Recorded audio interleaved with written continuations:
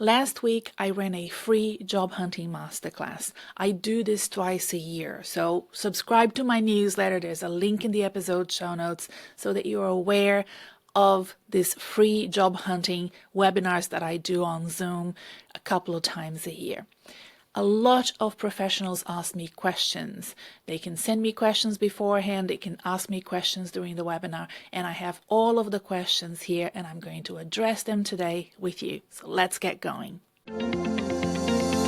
Hi, I'm Renata Bernardi, and this is the Job Hunting Podcast, where I interview experts and professionals and discuss issues that are important for job hunters and those who are working to advance their careers.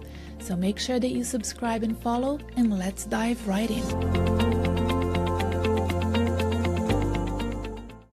All right, so it took me ages to record this episode. Just this week was so busy with so many people enrolling in the Job Hunting Made Simple programs and having sessions with me and consultations, finding out if the program was good for them. I only open registrations for the group coaching program 2 times per year. So, of course, it's a very busy week and I'm very late recording this episode, but it's the best time of the week to record episodes for this podcast. It's Sunday afternoon, the house is quiet, the road is quiet, there's no noise. It's just perfect. I should always do this at this time because it really gives me so much pleasure recording it. And the funny thing is, I was coming back from lunch. It's Father's Day here in Australia, and we were coming back from lunch across town, and I was listening to Smartless, which is one of our favorite podcasts. Andre and I, we like to listen to it together. And they were so unprepared for the episode. They were interviewing Rashida Jones, and I kid you not, the introduction was horrible. I could tell that they didn't know the names of the movies that she had co-written, or she was an actress, but she's also a writer and a producer and so on, and they had no idea. Some people didn't know who her father is. It's Quincy Jones, by the way, or her husband, who is the lead singer at Vampire Weekend, one of my favorite bands. I'm like, these people, they don't prepare. It made me feel good because I'm not feeling that prepared today. Too many questions. We have 26 questions. And of course, I'm not going to write a massive answer to all of them. Otherwise, I'll be here until next week. So I'm going to broad brushes, everybody, just giving you an explanation. And I'm going to align each one of those questions to the modules inside Job Hunting Made Simple. It's really interesting that sometimes people reach out to me and say something along the lines of, "Oh, I have a quick question for you." It's not a quick answer. It might be quick for you to explain it to me, but the answer is quite sophisticated or complex. I may need more information from you. We may need to book a consultation. That's why I have that service, everybody. There are some times in your career where talking to a career coach who is experienced in the area that you need help with. So in my case, it's job hunting, career planning, career design, career transition. If you're changing careers at a later stage in life. I don't work with young professionals, everybody. Don't send me your children.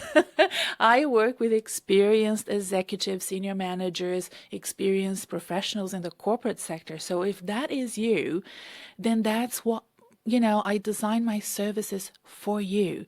So reach out to me with more time so that we can really tailor a specific strategy for you to deal with the issues that you're facing. So I'm going to align each of these questions to modules inside Job Hunting Made Simple. Now, Job Hunting Made Simple is a program that I designed over many, many years.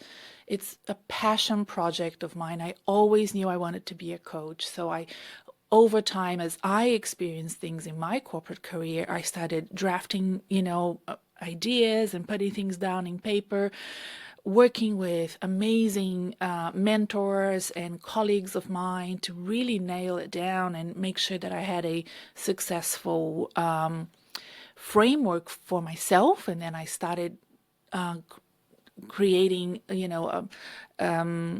a small group of private clients that, were testing out this strategy as well. And now I am very confident that this framework works because so many professionals have great results with these 7 modules and, following the modules step by step, progressing, in your understanding of what it means to be career ambitious, to be ready for the next stage of your career, to make sure that your transition from one job to another is successful for you. It's not something that you have to do, but something that you want to do. So I'm going to start now, otherwise this podcast will be long. Grab a coffee, everybody. I have a huge mug of tea. If you're watching this on YouTube, you can see the size of my mug is basically the size of my head.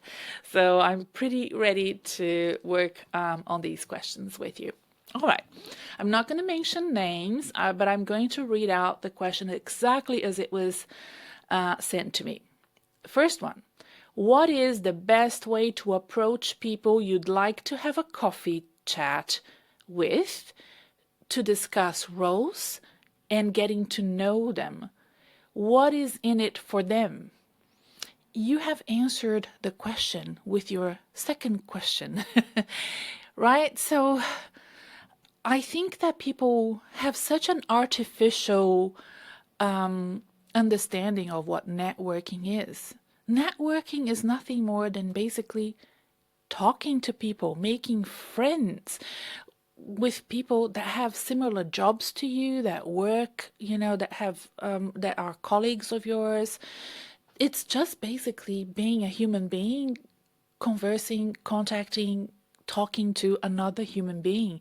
Forget the word networking, right? And why would you want to have a connection with somebody? When I moved to Australia for, I have to admit, a couple of years, I felt really lonely, right? Because there's nothing wrong with Australians. They're lovely people. I was new and I was not in their network of people that they wanted to spend time with. They were here, they were born here, or had moved before me. They had their family and their friends. They went to high school here. You have deeper connections and time is limited and you want to spend your time with the people you love and care for. So you have to be really patient and nurture relationships over time and find opportunities without being too transactional about them, right? So I remember going to networking events at the beginning of my career and seeking out the people that were alone because I was alone and I didn't have groups or cliques, and I just went for people that were alone and made wonderful friendships and connections that way. And in fact, I became a relationship manager and a business development manager during my career. And I would always do that at every event. And I used to go to 3-4 events a week. I worked for a think tank during, a part of my career, and I organized events during parts of my career as well.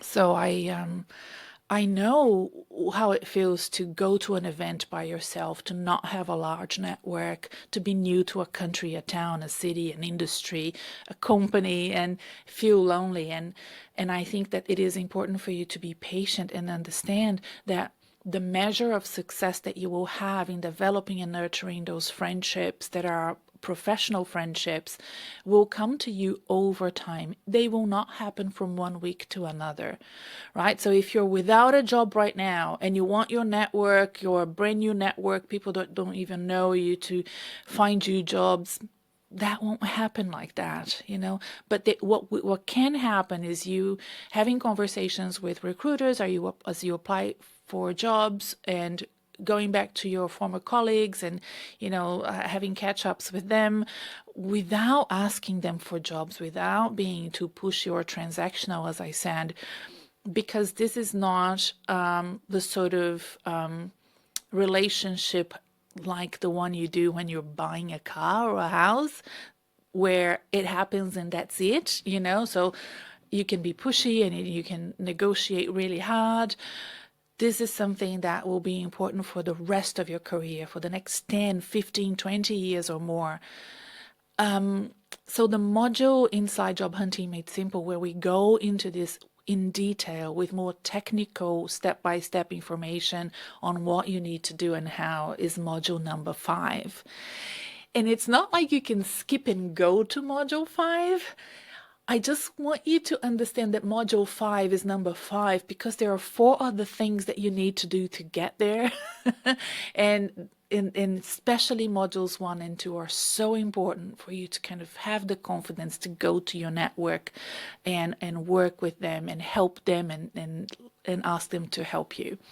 So module 5 is called Job Applications and Networking, and we will talk about it in detail after next week when we start the Job Hunting Made Simple online course and group coaching, and for those doing private coaching as well. Okay, next question.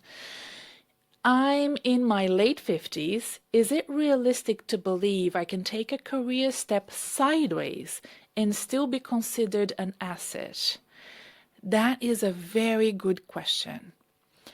Can I say you're not alone? First of all, there is an episode with my former colleague, Tammy Fitzgerald.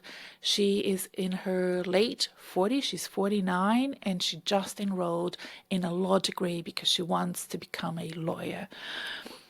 So she will be in her, mid-50s when she starts her career as a lawyer. And I think that it's important for us to understand that we're living longer, that we're choosing our first careers very early in the game, like in our mid-teens. When you're in the middle of your high school years, you need to start already choosing your subjects so that you can get into the right courses. So you're very young. And I think it's totally okay for you to change careers over time. I know people that are now, leaving. Yesterday I spoke to somebody who left one profession and, started doing something else entirely from scratch. And she is definitely in her late 50s. And I help professionals do that all the time. There are different ways of working out the steps to get there.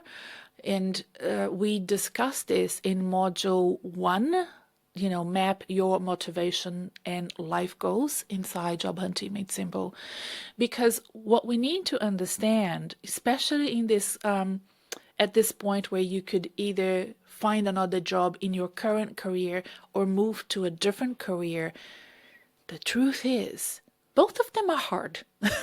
Both of them require work. If you want to stay in your sector, in your industry, in your line of work, you need to continuously upskill. You might even need to reskill because the world of work is changing so fast. And if you don't love your current career and your current job at the moment, why would you spend more time and energy investing in it? You might as well start investing in something else. Both of them will need investing. It's not easier to stay in your current career because, as we know from everything from foresight, forecasts, futurists, academics, and what we see anecdotally with professionals in the workplace, is that their work is changing every day. So if you need to do professional development, choose wisely. Okay, next question. Need to take some sip of my tea. Okay, here we go. I've been consulting to FMCG, however, prefer a secure permanent role. I have been applying for jobs, but no interview. Okay, this is a case of two things. I'm just thinking as I speak. So 2 things that I think could be happening here. First of all, it's the ATS. So you have, if you're applying for jobs that you think you can do and you're not getting the interview, there's something wrong with your resume. We can fix that in 1 or 2 consultations. But in this case here, if you've been consulting and now you want a permanent role, then I think group coaching, private coaching, or at least the online course so that you can DIY it is important for you, because you need to put your plans into action. So that is module 3 of Job Hunting Made Simple, right? And you need to probably have a better pitch to explain to people what you're trying to do in your career, because it is a career change. Even though you might be applying for FMCG, if you've been consulting and now you want a permanent role, you need to explain that and have a great, crisp and clear pitch. So 2 things there for you to consider. But module 3 would be the module that would probably help you really iron out all of these issues. All right, another one. How to apply for jobs, convince interviewers you want the job despite having more experience than the role requires. Now, a couple of things that are really concerning for me about this question. Why are you applying for jobs that need less experience? It never works unless you want to take a career down, a step in sideways, a little bit down in your, it's not sideways, it's actually a step down in your career, which again will require you to have a great pitch, crisp and clear explanation as to why you want to take a step down. It's totally okay, but it needs to be well explained. What I do see most often, like 90% of the time, is people not knowing how to apply for jobs at that level, at their level, and then they apply for jobs a level below, and then they're considered too experienced and they don't get the jobs.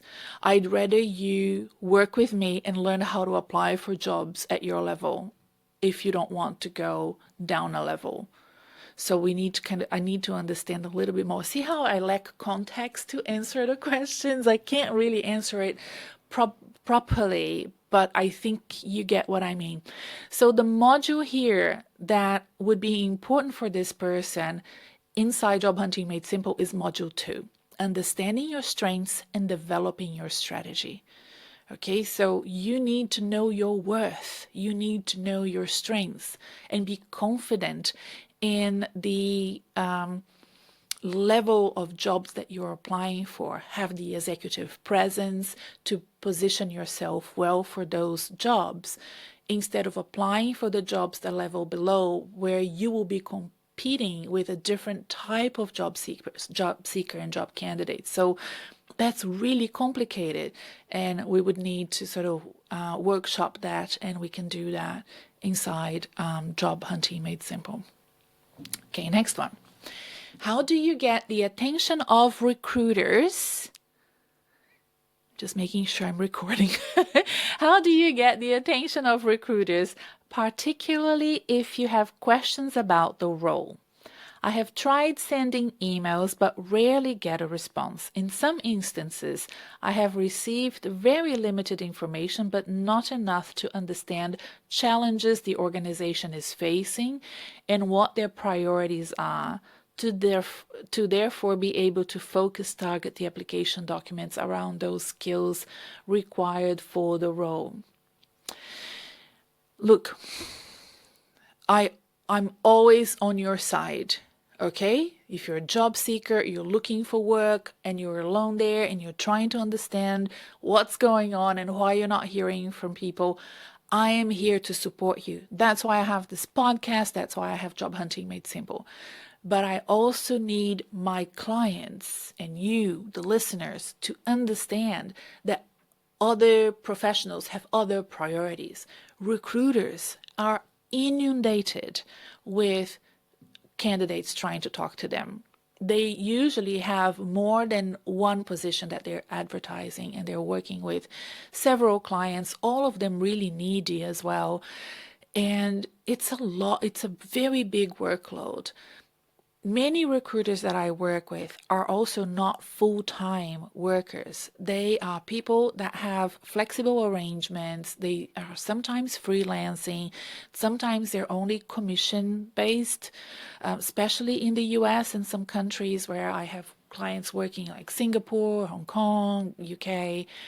So you need to understand that you are not their client. The client for a recruiter is the employer.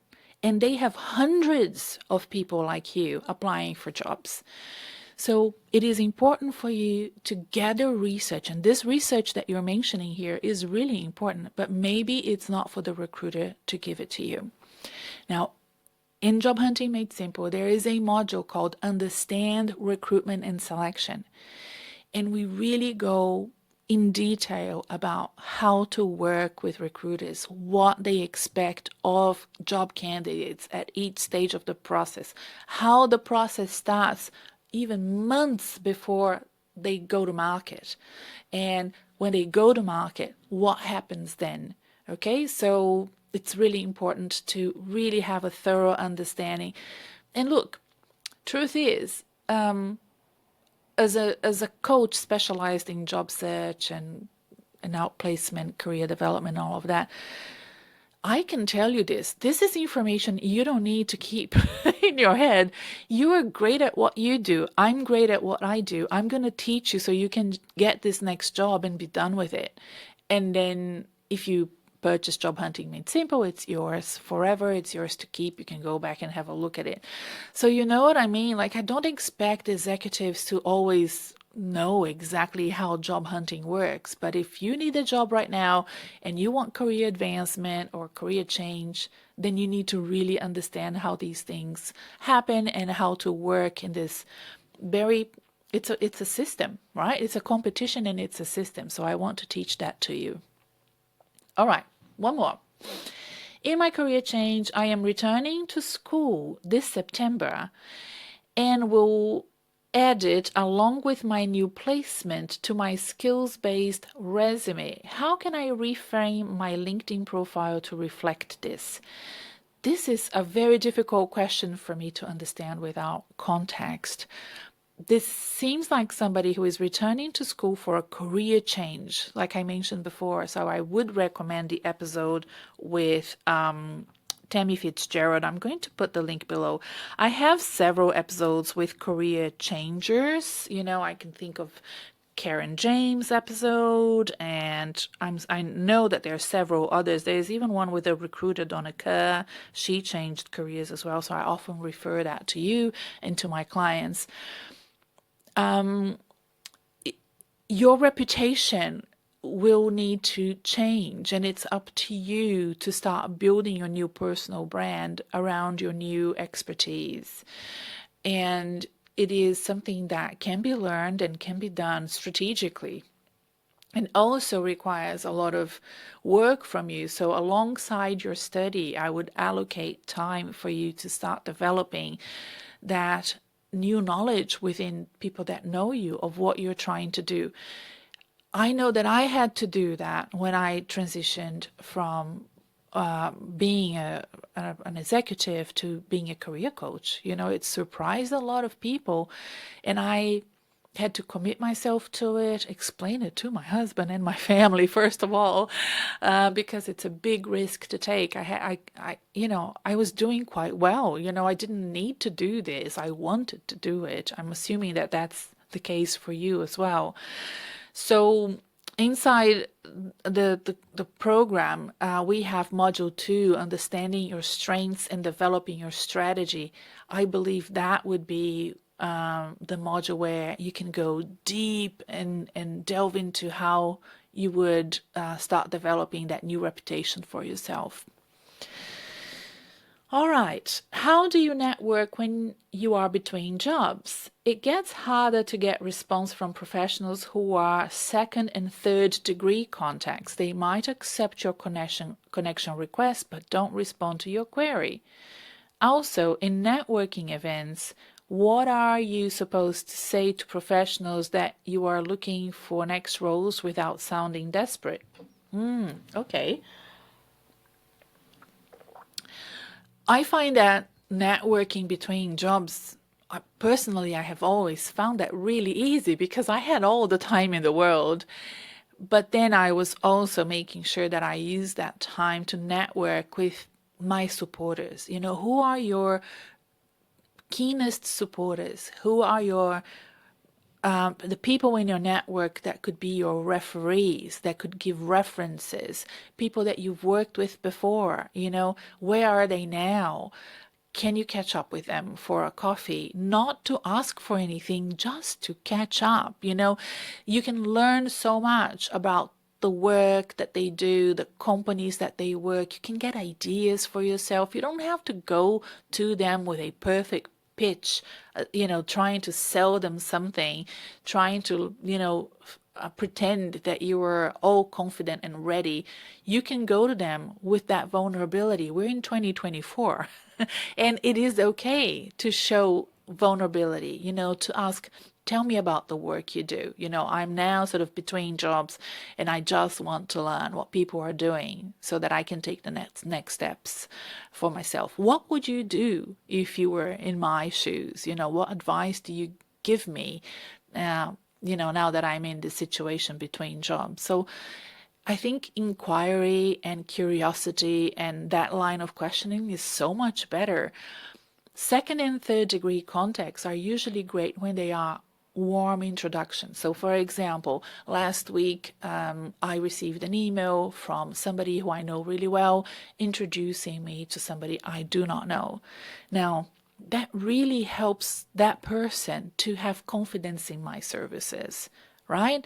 It's so much better when people come to me with that reference from either a client or a recruiter, and it just helps them trust me more. And that's how I think second and third degree contacts are great. The other ways too, we have several strategies, especially on LinkedIn. As you know, if you've been listening to my podcast, I'm a big fan of how to engage with LinkedIn. I actually have been thinking a lot about LinkedIn lately, and I will update Job Hunting Made Simple, some key strategies that are behind the firewall of my client work, especially now that there are some limitations on how you can contact people if you're not a premium LinkedIn member, if you are not paid. That's what it means to be premium. If you're in the free platform, you don't have as much opportunity. So I have a few ideas so that you don't need to pay LinkedIn, and I think that they will work. I actually know that they will work because I have amazing guinea pigs, my students at Monash, and I also did some LinkedIn workshops for some professional organizations recently, and we tested it out, and it worked a treat. So that one there, the spreadsheet is getting a bit long and wide. So we have a module called Job Applications and Networking. That's module 5, and that's where we go into more detail about how to get in touch with the network and the best ways of doing it, the sort of requests that you can send out. So we do workshop that in detail. We have a whole week to do it. So that is, a fantastic opportunity to feel more comfortable networking. Another question. What are the best ways to follow up after an interview without seeming too pushy? Excellent question. I have done episodes before, so I can say a couple of things about this. You may have listened to these ideas before, but I really like the idea of sending us a thank you note as soon as the interview ends. No question that during the interview is the time you have the most control over the selection process, right? That's why interview preparation is absolutely critical. I will repeat that. Interview preparation is the most important thing that you need to invest time and money in. So if you want to ever work with me on something and you don't know what, let me tell you, it's interview preparation. People book that all the time. I have clients from all over the world that I work with on interview preparations. I make time as much as I can. I have a very busy schedule, but if people email me and say, I have an interview coming up, can you help me? I usually, unless I really, really can't, I usually fit you in because I know how important it is to have that mock interview and for me to give you some of my key expertise on how to prepare for that interview so that you can do really well. after the interview, then it's out of your control and things can take longer than you expect, right? Even longer than you've been told. People are usually very optimistic and they might tell you, oh, I'll reach out to you by end of next week. They don't know, especially if they're a recruiter and they're not the hiring manager, because even if they are the hiring manager, there will be emergencies, things that are more urgent. It's hard to, get everybody from the panel together, or whatever reason, it can take longer. So sometimes there's really not much that you can do. But I think it's okay for you to have closure. So if you think it's taking too long, especially if you have other, opportunities happening at the same time, I usually workshop with clients in my group coaching program or private clients how to do that really well so that you don't miss out on going forward with an opportunity because you've been told you're the preferred candidate for another one and it's been too long. So we have specific conversations to make sure that you are always safe, and you take the least risky path to get some know-how and knowledge from recruiters and HR professionals and so forth. So that's, again, module 4, understand recruitment and selection is really important. Another one, what is the best way to manage the tension between needing to find a role or source of income and being patient enough to find the right role? I think you should always be looking for the right role for you. That's what I believe, that you have an expertise, a career DNA that maybe you don't even know that you have. Some people normalize what they're good at so much, they don't see that as a strength.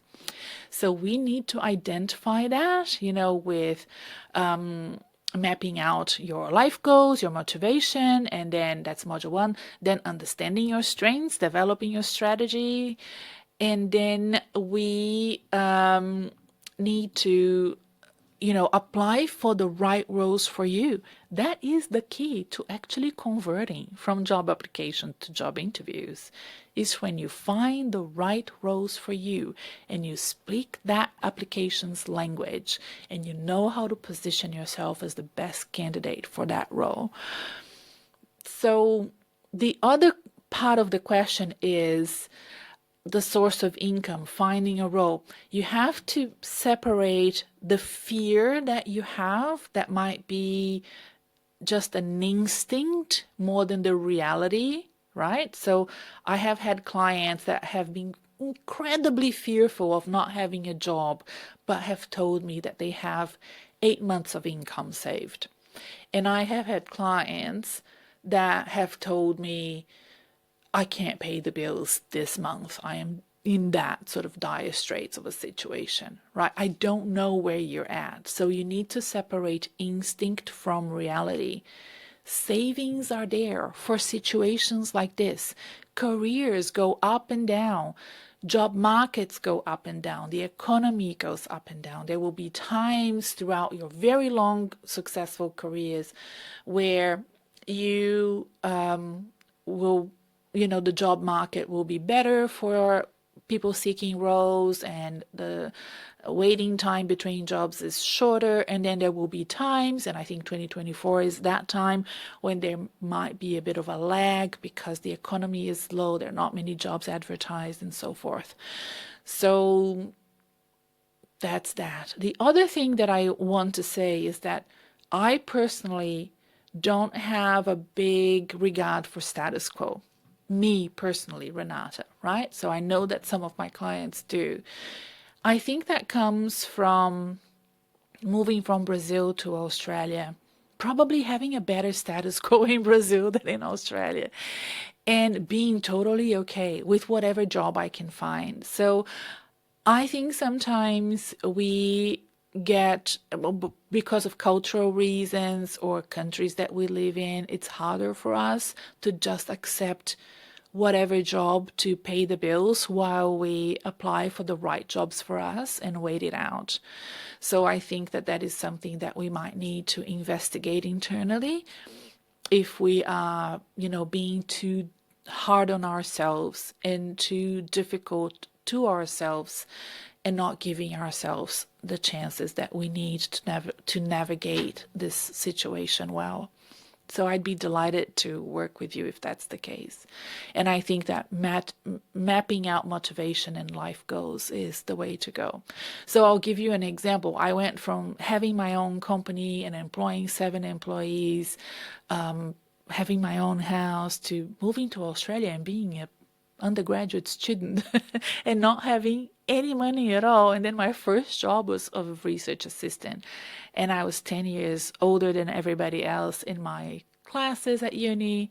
So it's a big hit. Not everybody can take that, and I think it's important to understand, that those things can happen to any. And I was in my 30s, by the way, so if you think I was young, I wasn't. I had 2 kids. So there you go. Things to think about and reflect.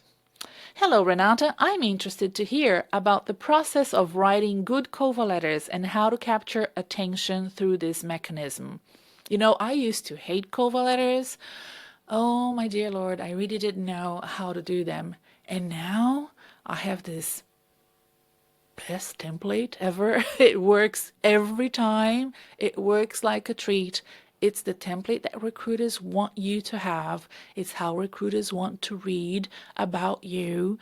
And it's inside my client platform. So it's there. And the important thing, and look, I'm not surprised if you listened to the episode last week, which was 253, where I investigate templates out there for resumes, and I couldn't find a single good one anywhere. I was so shocked. You have no idea how shocked I was. I really did think that there was one resume that was, ATS compliant, good to go. No, I, suggested one from each of the most popular platforms, and I still asked you to make some changes to them. So I bet that there are lots of cover letters there that are written in a way that is not ideal. I say this because just recently a client of mine shared with me the advice that she received from another coach, and it's so bad, and it's the opposite of how recruiters want you to talk about yourself. And I see this sort of way of expressing one's expertise. I see that a lot on LinkedIn, and it's the cringy way.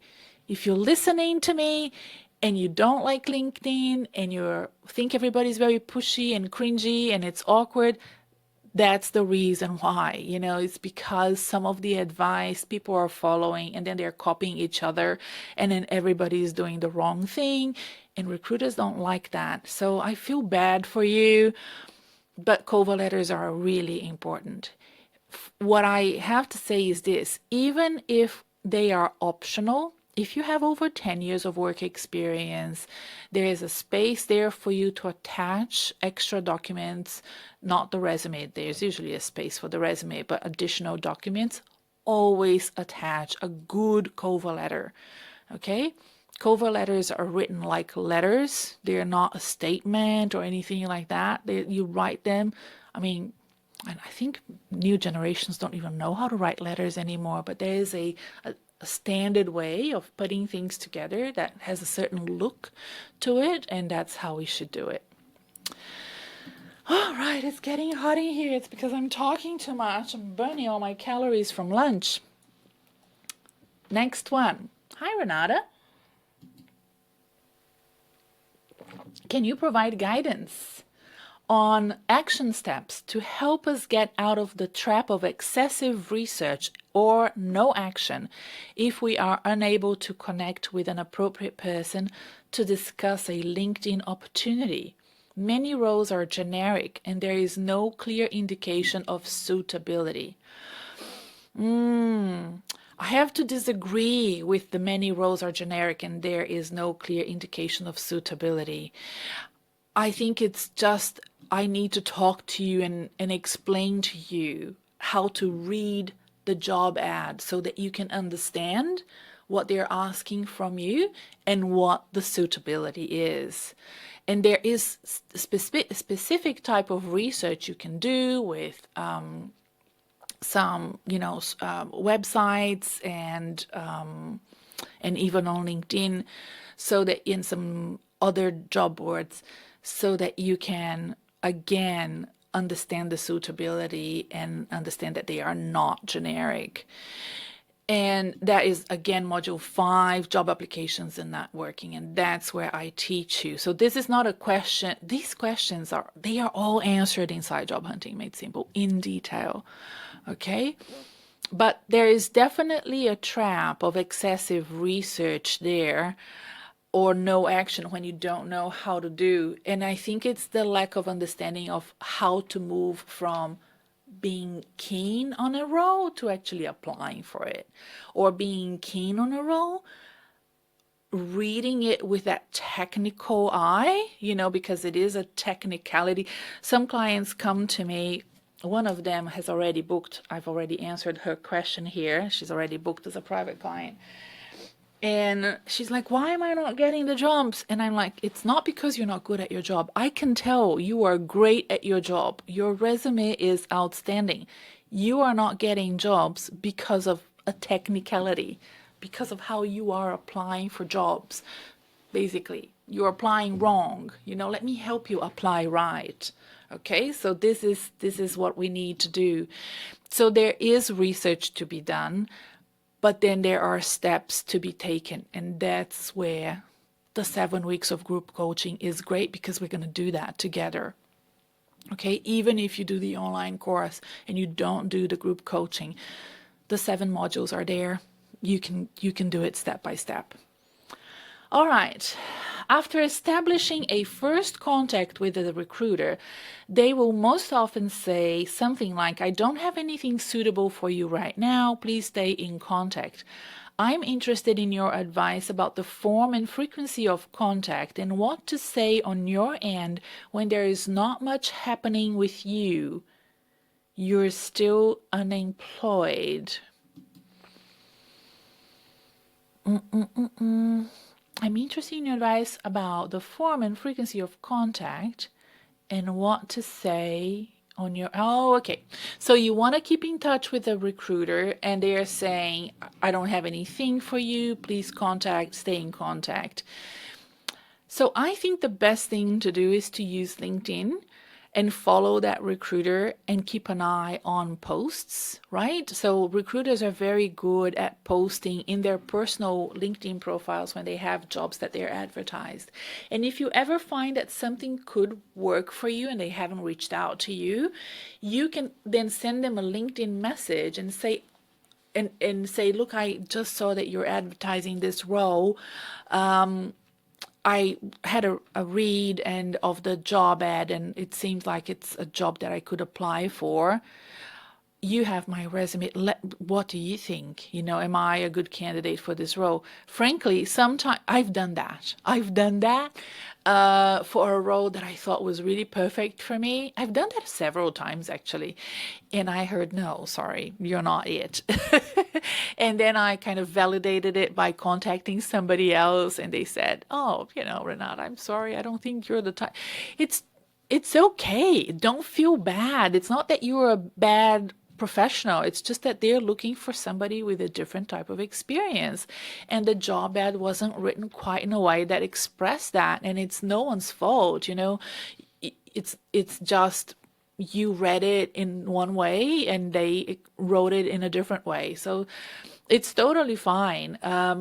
So I think it's also okay for you to message them when you've done something new, when you updated your resume because you did a certification of some sort, or you decided to change the format. You can always email them and say, yep, look, here's my new email, my new resume. When you change emails or mobile numbers or something like that, you can update them. So those things are important. Keep them in the loop. We have a whole series of how to keep them in the loop even after you get a job.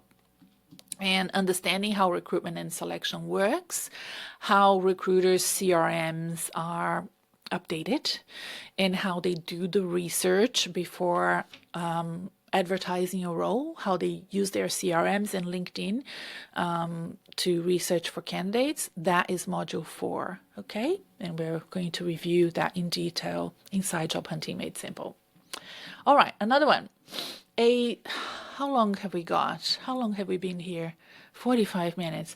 I might have to stop in this next one and then continue next week, everybody. By then, we will have already started the group coaching program, so you would have missed the opportunity to enroll. But I will read one more because I think otherwise the episode will be too long. A specialist recruiter has contacted me via LinkedIn as they found my profile and asked, was I interested in a role at a company I am interested in?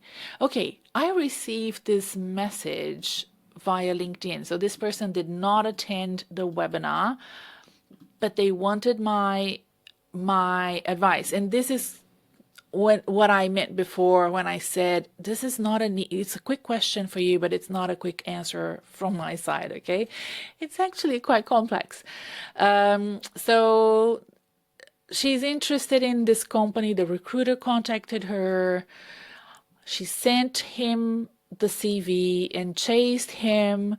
It's a very long question. Chased him a few days ago. He said all is good. He got the CV, waiting to hear from the company. My question is, the company isn't currently advertising this vacancy on LinkedIn or their web page. Should I contact them proactively myself and bypass this recruiter, or wait for him to come back to me?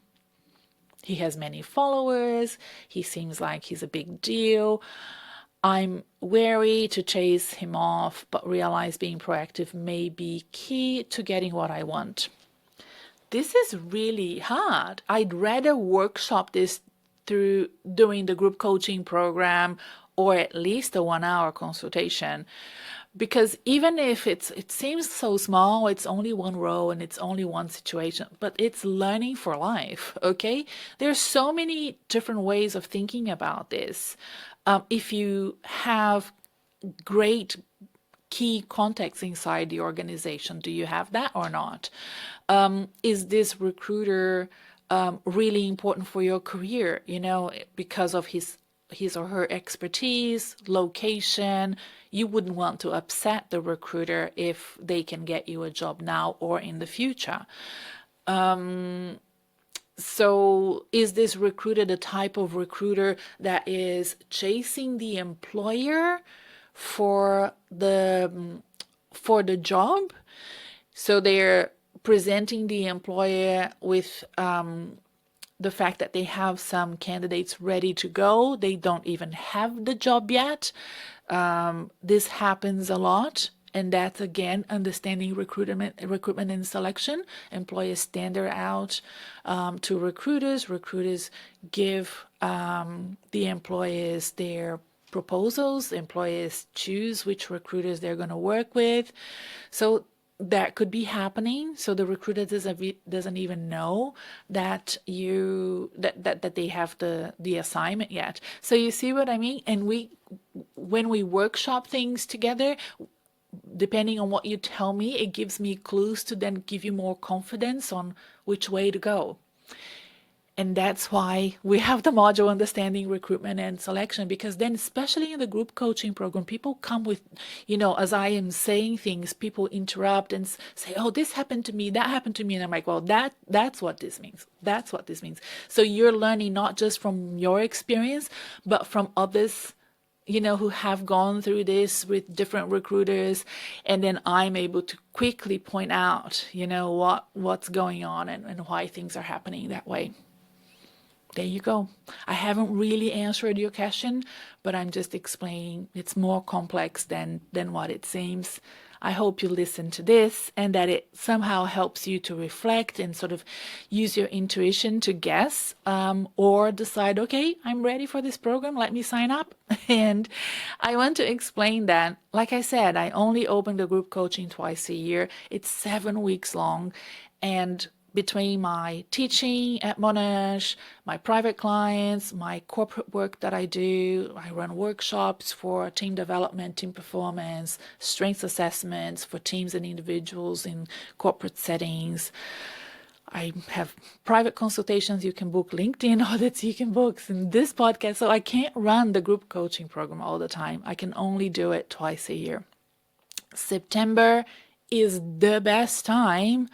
It's the second best time in the year to do group coaching with me. Why? Because we will be working together September and October. So it's 7 weeks long. Okay. And those are the 2 really good months to look for work, right? The first group coaching program we ran at the beginning of the year, that's gone. People are fine. It was a lovely program. Now we are at the tail end of the year, October, November, that's it. December is a very slow month, January the same.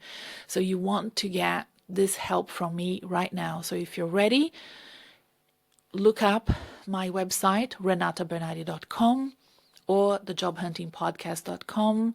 There will be a banner there linking you to the Job Hunting Made Simple landing page. The 3 options are there for you to choose. There's more details. There's client testimonials for you to read.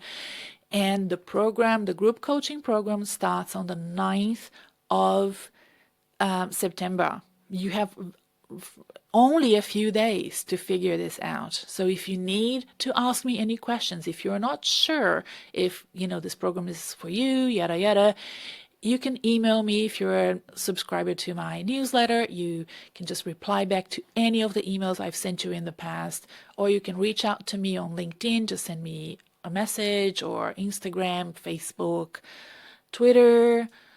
I'm everywhere. And I will reach out to you and tell you, what I think and recommend what option I think is best for you. But, spoiler alert, if you're listening to this podcast and you're still here with me, this program is designed for you. I did this for you. Okay, you are my ideal candidate. If you're still here and you're listening, you're ready, and I'd love to work with you. All right, everyone, it's over an hour. It's enough. I will address the other questions in the episode next week, and I will also share with you some of the statistics that we have gathered. I'm still working on my Excel spreadsheet and compiling more data, and share with you, some interesting sentiment and analysis that we have done here about the people that have attended the webinar anonymously. Of course, we're just compiling data, and I want to share those with you. I'll see you next time, and I'll see you inside Job Hunting Made Simple. Bye for now.